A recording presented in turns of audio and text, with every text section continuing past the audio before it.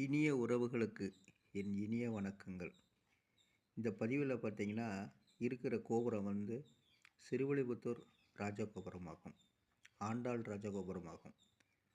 இந்த கோபுரத்தில் 5000 ஆண்டுகளுக்கு முன்னாடி உள்ள வரலாறு புதைந்திருக்கிறது என்றால் நம்மால் நம்ப முடியுமா? வாருங்கள், வல்லவத்தேவனை பார்ப்போம். வல்லவத்தேவனின் வாரிசு தான் இவை. பெரியாழ்வாருடைய பணமும் இதில் புதைந்திருக்கிறது. 5000 ஆண்டுகள் ஆனாலும் தமிழகத்தின் சொத்துக்களாக உள்ளது இந்த கோபுரம். இனி வரலாறை காண்போம், வாருங்கள்.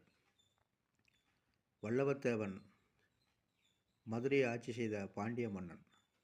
நள்ளிரவில் இவன் நகரை வலம் வரும் பொழுது ஒரு பெரியவர்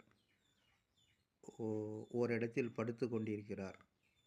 அவரை பார்த்து, ஏன், எங்கிருந்து வருகிறீர்கள் என்ற கேள்வி வல்லவத்தேவன் வாயிலிருந்து வருகிறது. பதிலளித்த பகவானைப் போல் அந்த பெரியவர் கூறிய வார்த்தைகளை இவன் கேட்டு மெய் சிலிர்த்து விட்டான். அவர் சொன்ன வார்த்தைகள்: வருஷார்த்தம் அஷ்டப்பிரதிவிதேத மாசான் நிசார்த்தம் அஷ்டப்பிரதிவிதேத வார்த்தைய கேதார் வயசே நவீன பரத்திர கேதாரிய சென்ம நாஜ என்ற வார்த்தைகள் இவனை புரட்டி போட்டன. அது என்ன அந்த வார்த்தை என்று சொல்கிற போது, இங்கு மழை காலத்திற்கு வேண்டியவற்றை மற்ற காலங்களில் சேர்த்து கொள்ள வேண்டும், இரவுக்கு வேண்டியவற்றை பகலிலேயே சேர்த்து கொள்ள வேண்டும், முதுமைக்கு வேண்டியவற்றை இப்பொழுதே சேர்த்து கொள்ள வேண்டும் என்று கூறுகிறார். அவரை கூப்பிட்டு, அரசவையை கூப்பிட்டு, வல்லவத்தேவன் மன்னன் இவரை இங்கே இருக்க வைத்து, எனக்கு முதுமைக்கு வேண்டியவற்றை எவ்வாறு தேடிக்கொள்வது, இதற்கான அர்த்தங்களை தேடிக்கொள்ள எல்லா